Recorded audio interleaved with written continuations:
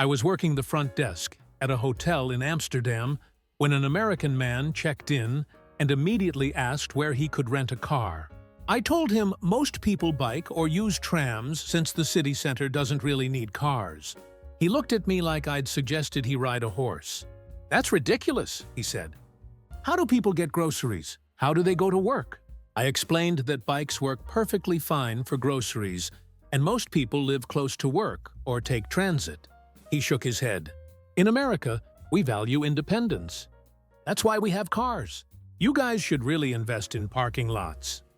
I told him Amsterdam was built in the 1600s before cars existed. He paused, then said, "Well, you've had plenty of time to modernize." He rented a car anyway. Came back 3 hours later, completely defeated, asking if we validated parking. We didn't have parking. I track this kind of international logic full-time, so you don't have to. Most channels share opinions. I archive behavior. If that distinction makes sense to you, you already belong here.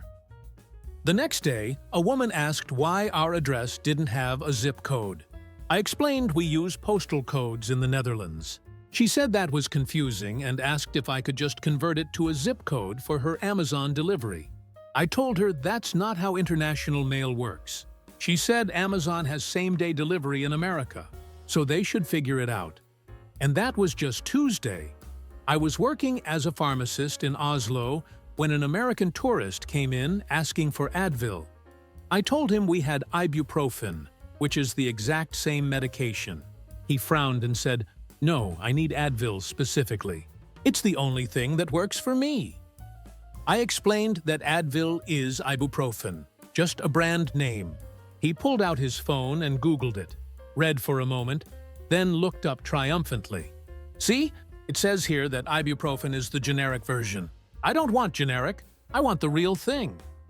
I told him that in Norway, we mostly sell medications by their actual drug name, not brand names.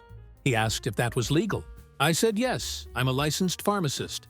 He asked if Norwegian pharmacy licenses were recognized internationally. I showed him my degree on the wall. He squinted at it and said, "This is in Norwegian. How do I know it's real?"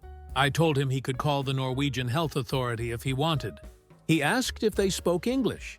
Most people scroll past this kind of fieldwork. The ones who subscribe? They're collecting cross-cultural case studies in real time. It's not commentary. It's quiet anthropology with a sense of humor. I said yes. He bought the ibuprofen but told me he'd be monitoring his symptoms closely in case it wasn't real. Medicine. I was working at a train station in Prague when an American asked why his credit card wasn't working at the ticket machine. I looked at his card and saw it didn't have a chip. I explained he needed a chip card, or could buy tickets at the counter. He said his bank told him the magnetic stripe works everywhere. I said it works in America, but Europe uses chip technology. He insisted that America invented credit cards, so our system should be compatible. I told him chip cards are actually more secure and have been standard in Europe for years. He said, "If they're so secure, why doesn't America use them?" I didn't have a good answer for that. He asked if he could just swipe harder. I said no, the machine doesn't read stripes. He tried swiping harder anyway.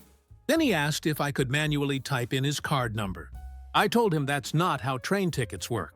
He said in America, any business can manually enter card numbers.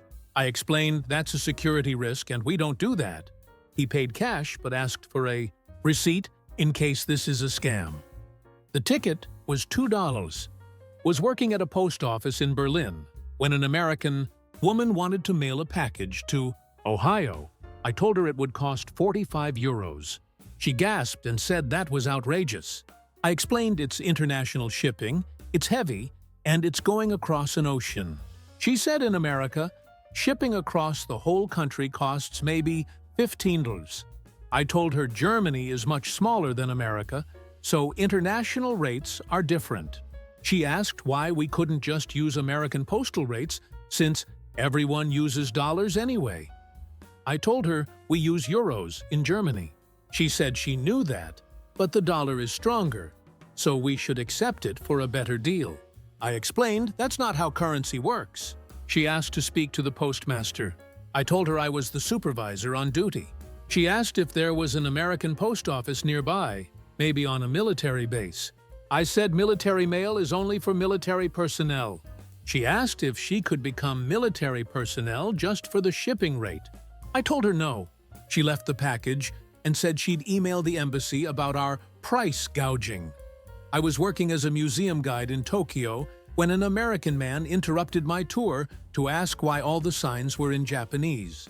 I told him we're in Japan. He said he understood that, but major museums should have English as the primary language for international visitors. I pointed out that we did have English translations under every sign. He said they were too small. I offered him a translation pamphlet in English. He waved it away and said, "Museums in America don't make you read extra pamphlets." I explained that in Japan, Japanese is the main language, and English is provided as a courtesy. He said that was inefficient and asked who designed the museum. I told him it was designed by a famous Japanese architect. He said American architects would have made it more accessible. Another tourist, a British woman, asked him to please be quiet. He told her he was just trying to help them improve. I was working at a gas station in rural France when an American pulled up and asked me to fill his rental car. I asked how much he wanted. He said, $20 worth.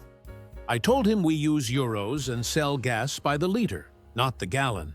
He looked annoyed and said, "Okay, fine. 20 euros of gas then." I started filling the tank. When I told him the total was 63 euros, he was furious. He said he specifically said 20 euros. I explained that his tank held more than 20 euros of gas, and I filled it up like most people do. He said in America, you tell the attendant how much money to put in, and they stop at that amount. I told him that in France, we typically fill the tank unless you say otherwise. He said I should have known what he meant. I asked how I was supposed to know American gas station customs. He said it's common sense. I told him that common sense is different in every country. He paid, but said he was reporting me to corporate. I reminded him this was a family-owned station. He asked for the family's contact information. I told him I was the owner's son. I was working at a hardware store in Sydney when an American asked for a thermometer that showed Fahrenheit. I showed him one with both Celsius and Fahrenheit. He asked if we had one with only Fahrenheit. I said no, because Australians use Celsius. He said that was backward and asked why Australia doesn't use the normal temperature scale. I told him Celsius is used by most of the world. He said America has more people than Australia, so Fahrenheit is more common. I told him that's not how global standards work, and actually, billions of people use Celsius. He said he didn't believe that. I asked if he wanted the thermometer or not. He said he'd take it but wanted a discount since he had to deal with the metric system. I told him the price was firm. He asked if the price was in real dollars or Australian dollars. I said Australian dollars, obviously, since we're in Australia. He paid and muttered something about how everything is upside down here. I reminded him that's not how gravity works. I was working at a doctor's office in Toronto when an American patient came in for a walk-in appointment. After seeing the doctor, he asked where he pays. I told him healthcare is covered in Canada, but since he's visiting, he'd need to use his travel insurance. He asked why he couldn't just pay out of pocket. I said he could, but it would be expensive. He said he wanted to pay cash to avoid the hassle. I told him the visit would be $200 Canadian. He pulled out American cash and put down $150 USD. I told him that's not enough, and we need Canadian dollars anyway. He said the US dollar is worth more, so $150 USD is more than $200 CAD. I pulled up the exchange rate on my computer and showed him that $150 USD is about $205 CAD. So he was actually short, even with the exchange rate. He stared at the screen for a long moment, then said, "That doesn't sound right. The American dollar is stronger." I told him, stronger doesn't mean what he thinks it means. He asked if we could just call it even. I said no. He paid the full amount, but asked for a receipt for the IRS. I told him the IRS is American and doesn't care about Canadian doctor visits. He took the receipt anyway. I was working as a border agent in Singapore when an American arrived and seemed confused about the entry card. He asked why we needed to know his hotel address.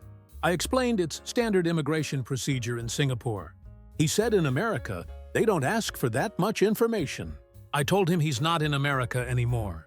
He said he understood, but it seemed like an invasion of privacy. I explained that Singapore has strict entry requirements and this is normal. He asked what happens if he doesn't have a hotel booked yet. I told him he needed to book one before arriving or he might not be allowed entry. He said that was ridiculous, and he likes to travel spontaneously. I told him spontaneity is fine, but Singapore requires proof of accommodation.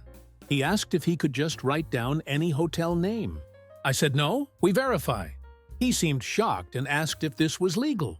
I told him every country has the right to set entry requirements. He said he'd never had this problem in Europe. I told him different countries have different rules. He asked to speak to an American liaison. I told him the U.S. Embassy couldn't override Singapore immigration law. He filled out the card. I was working at a grocery store in Stockholm when an American man approached me, visibly upset. He was holding a carton of milk and asked why it wasn't refrigerated. I told him it's ultra-pasteurized milk, which doesn't need refrigeration until it's opened. He said that was impossible. Milk goes bad, he insisted. This must be expired or fake. I explained that UHT milk is treated at a higher temperature than regular pasteurized milk, which kills more bacteria and lets it stay shelf-stable for months. He shook his head. In America, all milk is refrigerated. That's Food Safety 101. I told him this is a different process, and it's perfectly safe. He read the expiration date and looked even more suspicious. This says it's good for 6 months. That's not natural. I explained that's exactly the point of UHT processing. He asked if Swedish people ever get sick from drinking shelf milk. I told him no. It's been standard here for decades. He asked why America doesn't do it then, if it's so great. I said Americans prefer fresh milk taste, so it's less common there. He held up the carton like evidence. This has to be full of chemicals or preservatives. I showed him the ingredients. Milk. Just milk. He didn't believe me. He said there must be hidden ingredients they don't list. I told him EU food labeling laws are actually stricter than America's. He asked if I was calling American Food Safety weak. I said no, just different. He put the milk back and went to find the refrigerated section. We didn't have one for milk. He left the store without buying anything. On his way out, he told another customer to be careful because the milk wasn't refrigerated. The customer, a Swedish grandmother, just stared at him. If watching this kind of cultural physics breakdown gives you equal parts laughter and existential concern, that's the signal. I decode these collisions weekly. Subscribe and consider it ongoing proof that logic is local. The thing about common sense is that it's only common in the place you learned it. Every country has its own logic, its own systems, its own way of doing things that makes perfect sense to the people who live there. When you cross a border, your common sense doesn't always translate. And somewhere right now, an American is explaining to a confused German that Fahrenheit is more accurate because the numbers are bigger.